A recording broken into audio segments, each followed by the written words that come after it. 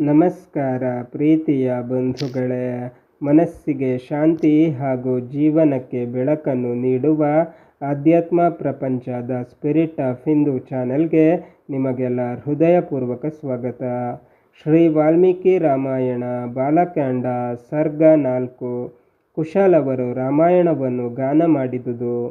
ಈ ಪ್ರಕಾರ ರಾಮನು ರಾಜ್ಯಭಾರವನ್ನು ಮಾಡುತ್ತಿದ್ದ ಸಮಯದಲ್ಲಿ ಬ್ರಹ್ಮಜ್ಞಾನಿಯಾದ ವಾಲ್ಮೀಕಿ ಮಹರ್ಷಿಯು ವಿಚಿತ್ರವಾದ ಅರ್ಥಾಲಂಕಾರ ಶಬ್ದಾಲಂಕಾರಗಳಿಂದ ಕೂಡಿರುವ ಶ್ಲೋಕಗಳಿಂದ ಸಂಪೂರ್ಣವಾದ ರಾಮಚರಿತ್ರೆಯನ್ನು ರಚಿಸಿದನು. ಈ ಗ್ರಂಥದಲ್ಲಿ ಒಟ್ಟು 24,000 ಶ್ಲೋಕಗಳು. ಮೊದಲನೆಯ 6 ಕಾಂಡಗಳಲ್ಲಿ 500 ಸರ್ಗಗಳು, ಆನಂತರ ಉತ್ತರಕಾಂಡವೂ ಇವೆ. ಉತ್ತರಕಾಂಡದಲ್ಲಿ ರಾಮನ ಪಟ್ಟಾಭಿಷೇಕವಾದ ತರುವಾಯ ಅದುವರೆಗೂ ನಡೆದ ವೃತ್ತಾಂತಗಳು ಮಾತ್ರವಲ್ಲದೆ ಮುಂದೆ ನಡೆಯತಕ್ಕ ವಿಚಾರಗಳು ಇವೆ. ಇಂಥ ಗ್ರಂಥವನ್ನು ರಚಿಸಿ ಮಹಾಪ್ರಾಜ್ಞನಾದ ವಾಲ್ಮೀಕಿ ಮುನಿಯು ಈ ಗ್ರಂಥವನ್ನು ಯಾರು ಬಾಯಿಪಾಠ ಮಾಡಿ ಹೇಳಬಲ್ಲರು ಎಂದು ಚಿಂತಿಸುತ್ತಿದ್ದನು. ಪರಮಾತ್ಮನ ಧ್ಯಾನದಲ್ಲೇ ನೆಟ್ಟ ಮನಸ್ಸುಳ್ಳ ಆ ಮಹರ್ಷಿಯು ಹೀಗೆ ಚಿಂತಿಸುತ್ತಿರಲಾಗಿ ಮುನಿವೇಷಧಾರಿಗಳಾಗಿ ಕುಶಲವರು ಬಂದು ಆತನ ಪಾದಗಳನ್ನು ಹಿಡಿದು ನಮಸ್ಕರಿಸಿದರು. ಧರ್ಮಜ್ಞರು, ಕೀರ್ತಿವಂತರು, ಮಧುರವಾದ ಶಾರೀರ ಸಂಪತ್ತುಳ್ಳವರು ಆಗಿ ತನ್ನ ಆಶ್ರಮದಲ್ಲೇ ವಾಸಿಸುತ್ತಿದ್ದ ಅಣ್ಣ ತಮ್ಮಂದಿರಾದ ಕುಶಾಲವರೆಂಬ ರಾಜಪುತ್ರರನ್ನು ಮಹರ್ಷಿಯು ಕಂಡನು. ಬುದ್ಧಿಶಾಲಿಗಳು, ವೇದಜ್ಞಾನವನ್ನು ಪಡೆಯುವುದರಲ್ಲಿ ತೀವ್ರವಾದ ಆಸಕ್ತಿಯುಳ್ಳವರು ಆದ ಅವರನ್ನು ಕಂಡು ವೇದಗಳ ಅರ್ಥವನ್ನೇ ಸಾರತಕ್ಕ ತನ್ನ ಗ್ರಂಥವನ್ನು ಜಗತ್ತಿಗೆ ಪ್ರಚುರಪಡಿಸಲು ಇವರೇ ಸಮರ್ಥರು ಎಂದು ನಿಶ್ಚಯಿಸಿದನು. ರಾಮಚರಿತ್ರೆಯನ್ನು ಬರೆದು ಪೂರೈಸಬೇಕೆಂಬ ತನ್ನ ಸಂಕಲ್ಪವನ್ನು ನೆರವೇರಿಸಿಕೊಂಡು ತನ್ನ ಪೂರ್ತಿ ಗ್ರಂಥಕ್ಕೆ ರಾಮಾಯಣವೆಂದು, ಸೀತಾಚರಿತ್ರೆಯೆಂದು, ರಾವಣ ವಧೆಯೆಂದು ಹೆಸರಿಟ್ಟನು. ಈ ಕಾವ್ಯವನ್ನು ಸಾಹಿತ್ಯ ಗಾನಗಳೆರಡರಲ್ಲಿಯೂ 3 ವಿಧವಾದ ಮಧುರವಾದ ಧ್ವನಿಗಳಿಂದ ಕೂಡಿ ಷಡ್ಜಾದಿ ಸಪ್ತಸ್ವರಗಳಿಂದ ಮತ್ತು ಶ್ರುತಿ ಲಯಗಳಿಂದ ಬದ್ಧವಾಗಿರುವಂತೆಯೂ ಶೃಂಗಾರ, ಕಾರುಣ್ಯ, ಹಾಸ್ಯ, ವೀರ, ಭಯಾನಕ, ರೌದ್ರ ಮುಂತಾದ ರಸಗಳಿಂದ ಕೂಡಿರುವಂತೆಯೂ ಆ ಬಾಲಕರಿಂದ ಗಾನ ಮಾಡಿಸಿದನು. ಆ ಬಾಲಕರಾದರೂ ಸಂಗೀತಶಾಸ್ತ್ರದ ಸಾರವನ್ನು ತಿಳಿದವರು, ತಾಳ ಲಯ ಜ್ಞಾನವುಳ್ಳವರು, ಇಂಪಾದ ಶಾರೀರವುಳ್ಳವರು ಆಗಿ ಗಂಧರ್ವರಂತೆ ಮನೋಹರವಾದ ರೂಪವುಳ್ಳ ಅಣ್ಣ ತಮ್ಮಂದಿರು ಸೂರ್ಯಬಿಂಬದಿಂದಲೇ ಹುಟ್ಟಿದರು ಎಂಬಂತೆ ಪ್ರಕಾಶಮಾನರಾದ ಆ ಇಬ್ಬರು ಮೂರ್ತಿಗಳು ರಾಮನ ಶರೀರದಿಂದ ಜನಿಸಿದವರಾಗಿ ಉತ್ತಮವಾದ ರೂಪಲಕ್ಷಣಗಳಿಂದ ಯುಕ್ತರಾಗಿದ್ದರು. ಅವರ ಮಾತೆಲ್ಲ ಮಧುರವಾದ ಸ್ವರದಿಂದ ಕೂಡಿತ್ತು. ತತ್ವಜ್ಞರಾದ ರಾಜಪುತ್ರರಿಬ್ಬರು ಧರ್ಮಾರ್ಥ ಬೋಧಕವಾದ ಉತ್ತಮವಾದ ಚರಿತ್ರೆಯನ್ನು ದೋಷರಹಿತವಾದ ರೀತಿಯಲ್ಲಿ ಸಂಪೂರ್ಣವಾಗಿ ಬಾಯಿಪಾಠ ಮಾಡಿ ಋಷಿಗಳು, ಬ್ರಾಹ್ಮಣರೇ ಮೊದಲಾದವರು, ಸಾಧುಗಳು ಇವರು ನೆರೆದ ಸಭೆಯಲ್ಲಿ ವಾಲ್ಮೀಕಿಯು ಉಪದೇಶ ಮಾಡಿದ ರೀತಿಯಲ್ಲಿ ಇಬ್ಬರು ಒಟ್ಟಿಗೆ ಸೇರಿ ಹಾಡಿದರು.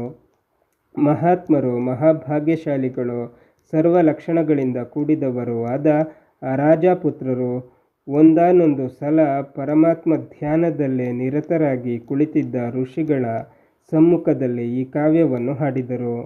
ಅದನ್ನು ಕೇಳಿ ಋಷಿಗಳೆಲ್ಲರೂ ಆನಂದ ಬಾಷ್ಪಗಳನ್ನು ಸುರಿಸುತ್ತಾ ಆಶ್ಚರ್ಯದಿಂದ ಅವರನ್ನು ಕೊಂಡಾಡಿದರು.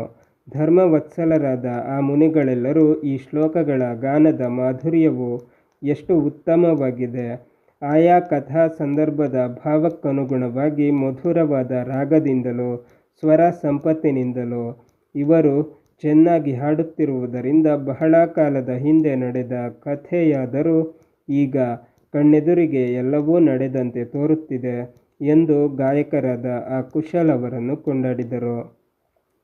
ಹೀಗೆ ತಪೋನಿಧಿಗಳಾದ ಆ ಮಹಾತ್ಮರಿಂದ ಕೊಂಡಾಡಲ್ಪಟ್ಟ ಆ ಬಾಲಕರು ಮತ್ತಷ್ಟು ಹೆಚ್ಚಾದ ಮಾಧುರ್ಯದಿಂದಲೂ ರಾಗದಿಂದಲೂ ಹಾಡಿದರು.